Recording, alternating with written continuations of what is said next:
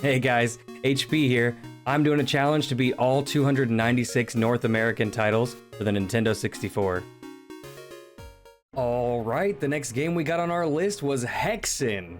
Hexen is a fantasy first-person shooter game developed by Raven Software and published by id, where the player assumes the role of one of three heroes, a fighter, a cleric, and mage, respectively. You could think of Hexen like a Dungeons & Dragons version of Doom. Each character has their own unique weapons, but I chose to play as the fighter and only slightly messed around with the mage and cleric, so I'm really unfamiliar with their playstyles. And hey, before I dive too deep into the analysis of this game, I just want to remind you to subscribe to stay up to date on this N64 challenge. I would love to have you along on this journey. Thanks, guys. So, I decided to run, hack, and slash my way through the game as the fighter, and boy is this game really fun. However, in terms of gameplay, this game suffers from the same console/controller hardware limitations that the other first-person shooter games on the N64 do. And the movement was just seemingly an afterthought on some of them, considering a game like Daikatana did it really well for the N64. You can check out my review of Daikatana here if you haven't already. I can say it's not terrible though. The game uses a control scheme which is modernly known as Legacy, where you move forward and backward with the same joystick that you look left and right, and in order to look up and down you have to use the C buttons. And there is no strafing left or right. Luckily enough, looking up and down is not absolutely necessary, which made Legacy controls not a game ender, but I do wish I could strafe left and right, but I digress. Hexen consists of 5 main worlds in the form of hubs, and each world hub contains a plethora of sub-levels where you have to solve smaller puzzles and find certain items to come back to the main world and finish the main puzzle. And all of this leads to the final hub world, which is like a cemetery-based themed dungeon crawl, and once you complete all of the puzzles in this world, you prepare to fight the final boss, Korax. In this stage, before approaching Korax, you are bestowed with an ultimate weapon, the Quietus, which is a long obsidian-forged blade with a glowing aura of green flame, and this weapon took care of any foe who dare strut your path. With this sword, I could rule the world and rid it of this rotten filth. Korax was a fight consisting of 2 different phases, but to be honest with the Quietus, it was fairly easy just to make quick work of both phases.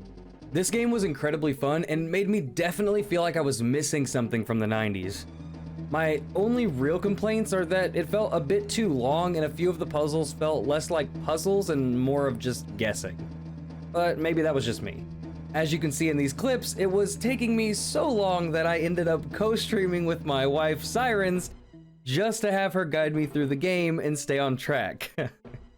Thank you, Sirens. By the way, go check her out on Twitch and Instagram at xsirensketches. She is an amazing human and an incredibly talented artist. Anyway, so I did see some gameplay of the PC version of this game, and it looks incredible as well. I think that, just like I said with Daikatana, if this game got a proper remake or reboot in the modern gaming era, it would be incredible. I would imagine it would be somewhat reminiscent of the Dark Souls or Elden Ring style games. Now, there wasn't very much variety in the enemy types or the way that you interacted with most of them, so the core gameplay after long hours of playing started to become a bit stale, aside from the overarching puzzle of the hub world. Upon completing each stage, you could enter a bonus realm. I don't know of what goodies you could receive from them, as I opted not to do any of the bonus stages, but the fact that they were there reminded me a bit of the old Gauntlet games, which I loved, so it's pretty cool that they have that in there.